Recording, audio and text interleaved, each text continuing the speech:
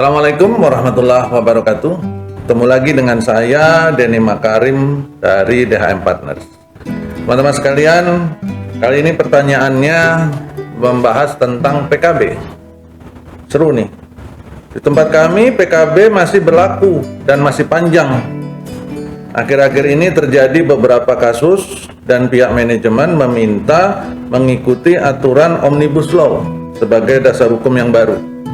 Tetapi dari Serikat Pekerja meminta mengikuti aturan PKB yang sudah disepakati. Dengan perselisihan seperti ini, aturan dari sisi hukum, aturan mana yang harus diberlakukan? Tuh pertanyaannya tadi, ya. Jadi pertanyaan ini memang pertanyaan yang ternyata di lapangan hari ini sering terjadi, teman-teman sekalian. Banyak sekali keadaan-keadaan yang menjurus kepada perselisihan yang hari ini terjadi di perusahaan-perusahaan karena ada kepentingan dari salah satu pihak untuk memaksakan pemberlakuan UU CK. Di sisi lain, pihak yang lain ini memilih untuk tetap mempertahankan aturan yang sudah ada di perusahaan. Dan biasanya perselisihan-perselisihan seperti ini munculnya di perusahaan-perusahaan yang sudah memiliki PKB, ya. Nah, dalam kasus yang ditanyakan oleh teman kita tadi, PKB sedang berlaku, artinya PKB-nya sudah sah dan sudah berlaku dan belum habis masa berlakunya, malah disebutkan di sini tadi masih panjang katanya, ya, sehingga memang sebenarnya demi hukum PKB itu bisa diberlakukan.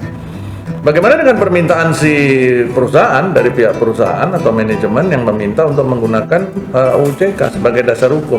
Mungkin mereka melihat bahwa UU CK sudah berlaku, kemudian secara kuantitas kualitas itu akan sangat menguntungkan perusahaan karena terjadi banyak penghematan, banyak kebebasan tanda kutip dan sebagainya. Maka mereka berharap penyelesaian menggunakan UU CK. Permintaan itu atau keinginan itu tidak salah juga, teman-teman sekalian. Tidak salah. Karena keinginan itu punya landasan hukum, yaitu dasar hukumnya UU CK. Faktanya memang UU CK sudah menjadi dasar hukum hari ini, sudah menjadi hukum positif di negara kita. Cuman memang di dalam perusahaan tersebut, seperti yang tadi ditanyakan, hari ini hukum positifnya masih berlaku PKB. Masih berlaku PKB. Jadi yang pertama harus dilihat adalah isi PKB-nya sendiri, terutama klausa-klausa yang dimintakan untuk dirubah mengikuti UU CK itu harus dilihat dulu klausanya. Isi klausanya seperti apa? Apakah klausanya di dalam PKB tersebut menyandarkan kepada perubahan ketentuan perundangan atau tidak?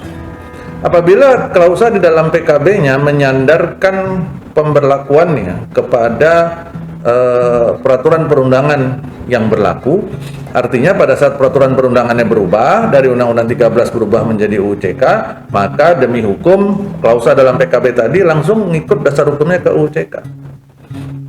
Begitu ya cara memahaminya. Tetapi di sisi lain, apabila di dalam PKB-nya ternyata tidak menyandarkan kepada pemberlakuan atau perubahan peraturan perundangan, maka sejatinya PKB yang seperti ini menjadi sebuah hukum tersendiri, hukum khusus yang berlaku hanya di perusahaan tersebut. Dan ini mengikat Bapak Ibu semua. Ini mengikat, ya.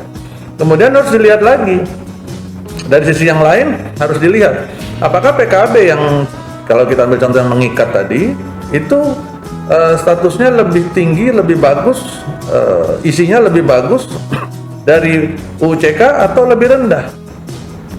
Apabila isinya lebih rendah dari UU CK, maka klausa tersebut menjadi tidak berlaku dan yang berlaku adalah UU CK. Tapi apabila isi dalam PKB yang diperselisihkan ini ternyata lebih bagus secara kuantitas dan kualitas daripada UU CK, maka kepadanya pasal tersebut dalam PKB masih bisa diberlakukan dan masih menjadi hukum positif yang mengikat kedua pihak khusus di perusahaan tersebut. Ya, jadi gali dulu klausa dalam PKB-nya, dilihat dulu yang diperselisihkan yang mana. Apakah ini bisa langsung dirubah mengikuti ketentuan perundangan atau tidak. Nah, berikutnya dicapailah kesepakatan. Apabila misalkan terjadi perselisihan, apabila kedua pihak sepakat untuk merubah, meskipun nih misalkan si klausa PKB-nya itu menjadi hukum khusus dan tidak mengikuti perubahan perundangan, tapi kedua pihak bersepakat untuk merubah mengikuti UU CK, ya nggak masalah juga apabila terjadi kesepakatan. Pertanyaannya adalah apakah kesepakatan itu bisa dicapai? Atau pertanyaannya adalah bagaimana cara mencapai kesepakatan itu? Ya, karena yang namanya sepakat itu berarti salaman, kedua pihak bersedia. Oke, saya setuju, ini saya setuju, ya kita salaman. Itulah kesepakatan. Tapi kalau yang satu memaksa, yang satu merasa kalah, sebenarnya itu bukanlah sebuah kesepakatan. Ya, maka karena perusahaan sudah memiliki PKB, tentu yang sangat disarankan adalah memberdayakan sebuah proses perundingan yang efektif, ya, yang menguntungkan kedua pihak dan mencoba mencari titik tengah, ya, mencari sebuah kesepakatan untuk kepentingan bersama, kepentingan perusahaan jangka panjang dan kepentingan karyawan jangka panjang, ya, itu yang harus dilihat. Apakah perusahaan wajib harus ngikutin atau PKB itu wajib harus ngikutin peraturan perundangan? Enggak seperti itu cara berpikirnya. Apakah PKB wajib mengikuti peraturan perundangan? Tidak. Kenapa tidak? Sepanjang PKB itu bisa menjadi lebih bagus daripada peraturan perundangan, maka PKB itu boleh bikin aturan sendiri. Contoh nih, di dalam UU CK hanya mengatur tentang uang pesangon, kalau ngomongin PHK ya, tentang uang pesangon, penggantian uang penghargaan masa kerja, uang penggantian hak. Kemudian di dalam PKB karena memang kedua pihak sepakat, dia mengatur mengenai pesangon sama, penghargaan masa kerja sama, kemudian penggantian hak sama, ditambahin lagi uang kerahiman misalkan, tambahin lagi uang capek misalkan, ditambahin misalkan. Nah, yang dua ini boleh apa tidak? Boleh. Dasar hukumnya apa? Kesepakatan.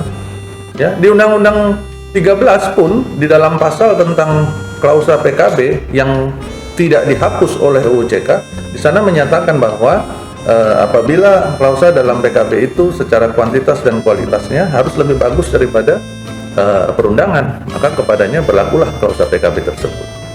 Ya, begitu Bapak Ibu semua, semoga bermanfaat. Saya Denny Makarim dari DM Partners. Assalamualaikum warahmatullahi wabarakatuh.